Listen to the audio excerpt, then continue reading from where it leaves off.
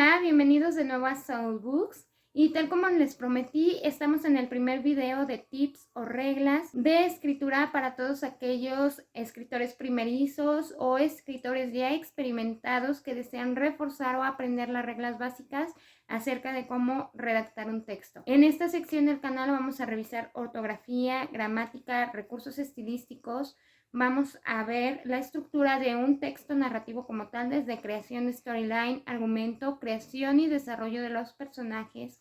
Vamos a revisar vicios de redacción y la forma correcta de redactar un texto desde la formación de una oración y sintagma. En este primer video vamos a revisar ortografía y vamos a ver las reglas más básicas, que son morfología y acentuación. Para empezar, ¿qué es la morfología? Bueno, es la rama de la lingüística que estudia cómo se rigen la flexión, la descomposición y la derivación de las palabras. ¿Qué quiero decir con esto? Bueno, derivación, de dónde provienen, si se adaptaron del latín o del griego o de cualquier otra lengua romance o de cualquier otro tipo de lenguaje que se haya formado antes de que nosotros tuviéramos esta versión del español que tenemos ahora, que es formada de muchas palabras que provienen de otras lenguas. La descomposición, ¿cómo se escriben? De entrada, ¿cómo se escriben? ¿Cuál es la forma correcta de escribir esas palabras? En segundo lugar, su significado. No es lo mismo vislumbrar que ver. Vislumbrar es entre sombras o a lo lejos. Ver es de cerca, claramente. Yo vislumbro en la lejanía el cuerpo de una persona tirada en la calle. Yo veo detrás de mí un librero repleto de libros. Esa es la diferencia. Y aprovechando aquí, a ver con H y con B, y haber separado A y ver con V tampoco es lo mismo. Y el pretérito perfecto del verbo haber en segunda persona siempre lleva H. Ahora, nos falta la flexión. ¿Y qué quiere decir con esto? Flexibilidad de la palabra. Cómo el verbo es flexible y cambia dependiendo del tiempo verbal en que se esté utilizando. Cómo el adjetivo cambia y se deforma o se reestructura dependiendo el sentido que queramos darle o el contexto dentro de la oración. Ejemplos: ver y veía, claro y claramente. ¿De acuerdo? Ok, ahora que ya nos quedó claro qué es la morfología y para qué se utiliza, vamos a pasar a la regla más básica de ortografía, y es cuando se usa el acento prosódico en una palabra. Para esto, lo primero que necesitamos saber es la diferencia entre vocales fuertes y vocales débiles y cuáles son cada una de ellas. Las vocales fuertes son aquellas que tienen un sonido alto, generalmente se pronuncian o se dicen con la boca abierta, y aquí tenemos tres: A, E, O, vocales fuertes, ¿de acuerdo? Las vocales débiles son aquellas que tienen un tono más bajo y generalmente se pronuncian o se dicen con la boca más cerrada. ¿Cuáles son? I, U. Entonces tenemos fuertes y débiles. Ya que vimos esto, vamos a revisar qué es la sílaba. Y nos dice que la sílaba está conformada siempre por una vocal y puede llevar una o dos consonantes. Y bueno, vamos a pasar a dos conceptos básicos de cómo se separan las sílabas. Uno de ellos es el hiato, que es cuando dos vocales fuertes están consecuentes en la palabra. Un ejemplo: leer, que tiene dos E y por lo tanto tiene dos vocales fuertes, así que se separan y forman sílabas diferentes. Leer. Otro ejemplo: teatro, que tiene igual dos vocales fuertes, E y A, y se separan. Teatro. Entonces, esto es el hiato. Ahora vamos a ver qué es el diptongo. El diptongo es cuando en una palabra están consecuentes una vocal débil y una fuerte, o viceversa. Ejemplos: ciudad. Aquí hay dos vocales débiles y por lo tanto se forma un diptongo, que son las dos vocales dentro de una misma sílaba. Ciudad. Otro ejemplo, reino, tiene una vocal fuerte y una vocal débil, van juntas en la misma sílaba y tenemos una palabra de dos sílabas. Rey, no. Es bueno, ya que quedó claro cómo se forma el diptongo y cómo se forma el hiato, un adicional a el diptongo, algo muy importante, cuando una palabra que tiene diptongo también lleva acento prosódico o sílaba tónica en donde se forma se separa. Por ejemplo, Lucía. Lucía lleva acento prosódico en la I y por lo tanto rompe el diptongo y genera un hiato. Entonces queda una palabra de 3 sílabas. Lu-ci-a. Bueno, espero que ya haya quedado claro cómo se separan las sílabas.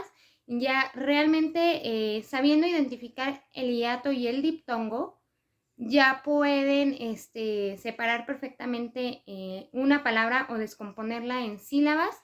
Y ahora vamos a pasar a cómo se clasifican las palabras dependiendo donde tengan la sílaba tónica. ¿Qué es la sílaba tónica?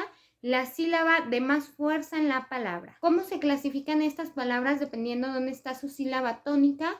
¿Y cuáles son las reglas de puntuación o de acentuación prosódica para cada una de estas clasificaciones? Vamos a empezar con la clasificación de palabras agudas. O bueno, vamos a ver cuál es el significado o el concepto de palabras agudas. Y la regla nos dice que son las palabras que llevan la sílaba tónica en su última sílaba. Ejemplos: balón, papá, café. Su sílaba más fuerte es la última. Y la regla de acentuación nos dice que las palabras con sílaba tónica de clasificación aguda se acentúan cuando terminan en vocal, en N o en S. Entonces tenemos que balón termina en N y por lo tanto lleva acento prosódico en la O. Papá termina en vocal y por lo tanto lleva acento prosódico en la última A. Y café lleva acento prosódico en la última E, porque también termina en vocal. Y ahora vamos a pasar a las palabras graves. ¿Cuáles son? Aquellas que tienen sílaba tónica en la penúltima sílaba. Ejemplos: árbol, ángel, mármol. Estas palabras tienen la sílaba más fuerte o la sílaba tónica en la penúltima sílaba. ¿Y qué nos dice la regla? Que se deben acentuar prosódicamente cuando terminan en cualquier consonante que no sea N o S. Si terminan en N o en S, no se deben acentuar. Mármol termina en L, termina en consonante, no es N ni S, por lo tanto, mármol lleva acento en la A. Árbol también termina con L y por lo tanto lleva acento en la A.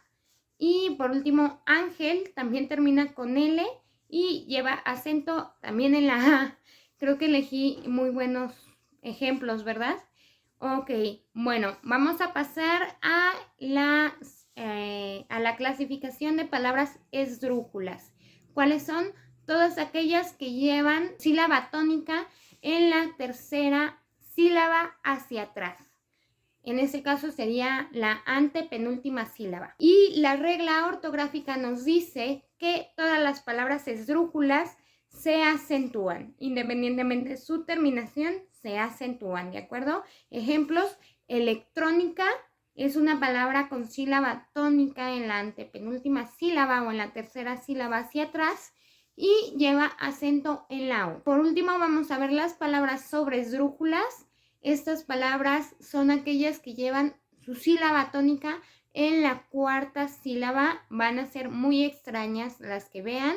Y obviamente también todas, independientemente de su terminación, se acentúan con tilde o con acento prosódico. Ejemplos: demuéstramelo, que lleva acento en la E, en la segunda E, que es la cuarta sílaba. Aquí tenemos algo muy importante, aquí tenemos un diptongo y a menos que se rompa, recuerden, a menos que se rompa el hiato, el acento va en la vocal fuerte. Demuéstramelo. ¿De acuerdo? Y tenemos otro ejemplo, cárgamelo, que también lleva acento en la primera A. Su cuarta sílaba, su sílaba tónica, es la cuarta de atrás hacia adelante o del final hacia el inicio. Y es donde lleva el acento. Y casi se me olvida, en cuanto a monosílabos, solamente hay 9 palabras monosilábicas que se deben acentuar y es importante que sepan cuáles y cuándo se debe hacer. La primera, de dar. Espero que me dé tiempo de hacer el examen. Lleva acento. El de pronombre personal. Él es un hombre muy apuesto. Lleva acento también. El de pronombre personal. Más de cantidad. Me gusta más la literatura de Joyce que la literatura de Rowling. Mi, de pronombre personal. A mí me gusta el pastel de chocolate. Aquí es algo muy importante. O únicamente se acentúa cuando se coloca entre números. ¿De acuerdo? 1, 2 o 3. C, de saber. Yo sé que es muy largo este video. Sí, de afirmación y pronombre personal. No dejó nada de sí. ¿De acuerdo? Sí, quiero hacerlo. Es cómo se acentúa esta palabra o cuándo se acentúa esta palabra. T. T se acentúa cuando estamos hablando de una infusión. Infusión, me refiero a cuando ponemos las hierbitas en el agua y hacemos un té. ¿De acuerdo? Tú, cuando se trata de un pronombre personal. Tú me dijiste que ibas a hacer el examen bien. Ahí lleva acento y únicamente en estas ocasiones se acentúan las palabras. Obviamente hay muchos ejemplos más donde vamos a usar estas palabras con estos significados, pero estos son los ejemplos más simples y que se me vinieron a la mente en este momento. Espero que hayan entendido también cuáles son los monosílabos y cuándo se acentúa. Entonces, pues espero que les haya quedado claro cómo se acentúan las palabras. Espero que les pueda servir para acentuar correctamente las palabras. También recuerden que escribir de forma incorrecta una palabra dentro de un texto no solamente es una regla ortográfica, sino también un vicio de redacción que se llama barbarismo. ¿Qué es el barbarismo? Pues la mala estructuración, ya sea de una palabra o de una oración. ¿Y cuáles son algunos ejemplos? De entrada, con frases, no se dice en base a, se dice con base en. En base a es un barbarismo, está mal dicho, está mal escrito. Lo correcto, recuerden, es con base en. Otro de ellos, lapso de tiempo. Cuando hablamos de un lapso por obviedad, estamos hablando de tiempo como tal. Por lo tanto, no es necesario incluir que es de tiempo. Únicamente con que se escriba lapso es suficiente. Lapso de tiempo es un barbarismo. ¿De acuerdo? Y en cuanto a algunas palabras, fuertísimo está mal escrito y mal dicho. Es un barbarismo, la forma correcta es fortísimo. Y como es una palabra esdrújula, lleva acento en la primera I. Y otro ejemplo que tenemos, calientito. Calientito está mal dicho, calientito no es correcto.